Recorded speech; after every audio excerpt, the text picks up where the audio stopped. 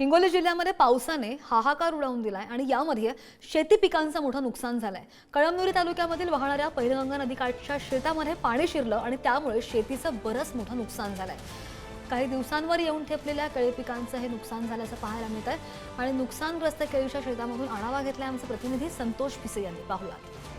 हिंगोली जिल्ह्यामध्ये सलग 3 दिवस झालेल्या पावसामुळे शेती पिकाचं अतोनात नुकसान झालं आहे। खरं तर शेतकरी जो आहे अक्षरशः हैराण झालेला आहे। आपण सध्या अशाच एका नदीकाठच्या केळीच्या शेतामध्ये आहोत। आपण पाहू शकता की या नदीचं पाणी जे आहे पेनगंगा नदी आहे आणि पेनगंगा नदीचं पाणी जे आहे त्या केळीच्या शेतामध्ये शिरलंय आणि हे केळीच्या घडाला लागल्यामुळे आता केळीचे घडे पूर्णतः खराब झालेले आहेत।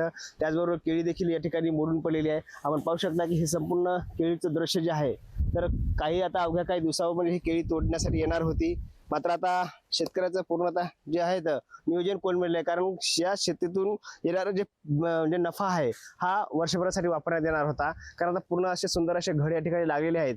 मात्र आता केळीच पूर्णतः हातची गेलेली आहे, त्यामुळे शेतकरी चांगले हतबल झाले। सोयाबीन असेल, मूग असेल, उडीद असेल, संपूर्ण शेतीचं नुकसान जे आहे तर प्रचंड असं नुकसान या भागामध्ये झालेलं आहे। शेतकरी जो आहे पूर्णतः कोसळून गेलाय। आता त्याला आस लागली ती फक्त सरकारच्या मदतीची। लवकरात लवकर पंचनामे करावेत आणि आम्हाला तुटपुंजी का होईना आमच्या पदरात मदत टाकावी अशीच मागणी आता या शेतकऱ्यातून केली जात आहे।